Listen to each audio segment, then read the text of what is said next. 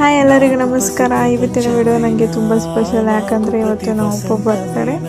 ನಮ್ಮ ಅಪ್ಪ ಹೇಗಂದರೆ ಅವ್ರಿಗೆ ಏನು ಇಷ್ಟನೋ ಅದನ್ನ ಯಾವತ್ತೂ ಹೇಳಲ್ಲ. ಅವ್ರಿಗೋಸ್ಕರ ಅವ್ರು ಏನು ತೊಗೊಳೋಣ, ಮತ್ತು ಅದು ತಿಂಡಿನೇ ಆಗಿರ್ಬೋದು, ಅದು ಬಟ್ಟೆನೇ ಆಗಿರ್ಬೋದು, ಏನೇ ಆಗಲಿ ಏನು ನಮ್ಗೆ ಗೊತ್ತಾಗಲ್ಲ.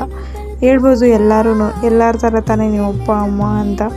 ಸೊ ಎಲ್ಲರಿಗೂ ಅವರಪ್ಪ ಅವರಮ್ಮ ಹೆಚ್ಚು ಅಲ್ವಾ, ಎಲ್ಲರಿಗೂ ಅವರಪ್ಪ ಅಮ್ಮನೇ ಸ್ಪೆಷಲ್ ಅಲ್ವಾ. ಸೊ ಈಗ ನಮ್ಮ ಅಪ್ಪನ ಕರ್ಕೊಂಡು ಚಪ್ಪಲಿ ಅಂಗಡಿಗೆ ಹೋದೆ, ಚಪ್ಪಲಿ ಕೊಡ್ಸೋಣ ಅಂತ. ಬೇಡಮ್ಮ ಇದೆಲ್ಲ ಜಾಸ್ತಿ ಕಾಸ್ಟ್ಲಿ ಅಂತ ಹೇಳಿ ಇದು ಸಾಕು ಅಂತ ಕಡಿಮೆ ಬೆಳೆದನ್ನೇ ಆಯ್ಕೆ ಮಾಡಿದ್ರು.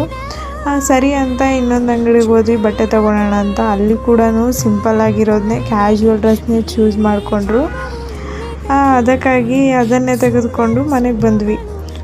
ಅವರು ಯಾವಾಗಲೂ ನಮ್ಮ ಬಗ್ಗೆನೇ ಯೋಚನೆ ಮಾಡ್ತಾಯಿರ್ತಾರೆ, ಮತ್ತು ನಮ್ಮ ಆಸೆಗಳನ್ನೇ ಯಾವತ್ತೂ ಈಡೇರಿಸ್ಬೇಕು ಅಂದರೆ ನನ್ಸು ಮಾಡಬೇಕು ಅಂತ ಯೋಚನೆ ಮಾಡ್ತಾರೆ. ಅವ್ರ ಬಗ್ಗೆ ಅವ್ರು ಯಾವತ್ತೂ ಯೋಚನೆ ಮಾಡಲ್ಲ. ಸೊ ಅದು ಚಿಕ್ಕದಾಗಲಿ ದೊಡ್ಡದಾಗಲಿ ಅವ್ರ ಮುಖದಲ್ಲಿ ನಗು ನೋಡೋದೇ ತುಂಬ ಚೆಂದ.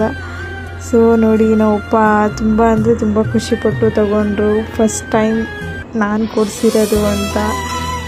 ಸೊ ಪಾರ್ಟ್ ಟೈಮ್ ಜಾಬ್ ಹೋಗಿರೋದ್ರಿಂದ ಸ್ವಲ್ಪ ಅಮೌಂಟ್ ಇತ್ತು, ಅದರಲ್ಲೇ ಕೊಡಿಸ್ದೆ. ಈಗ ಚೆನ್ನಾಗಿ ತೊಗೊಳ್ಬೇಕಾದ್ರೆ ನಾವು ಅಪ್ಪನ ಖುಷಿನೋ ನೋಡಿ ಹೇಗೆಲ್ಲ ನೋಡ್ತಿದ್ದಾರೆ ಯಾರು ಚೂಸ್ ಮಾಡಲಿ ಅಂತ. ಹಾಗೆ ಒಂದು ಕ್ಲಿಪ್ಸ್ ತೊಗೊಂಡೆ, ನೋಡಿ ಹಾಕ್ಕೊಂಡು ಕೂಡ ನೋಡ್ತಿದ್ದಾರೆ. ಚೆನ್ನಾಗಿದೆ ಅಮ್ಮ ಅಂತ ಹೇಳಿದ್ರು. ನಾನು ಹೇಳೋಕ್ಕಾಗದೆ ಇದು ವಾಟ್ಸಪ್ ಸ್ಟೇಟಸ್ ಹಾಕಿರೋದು.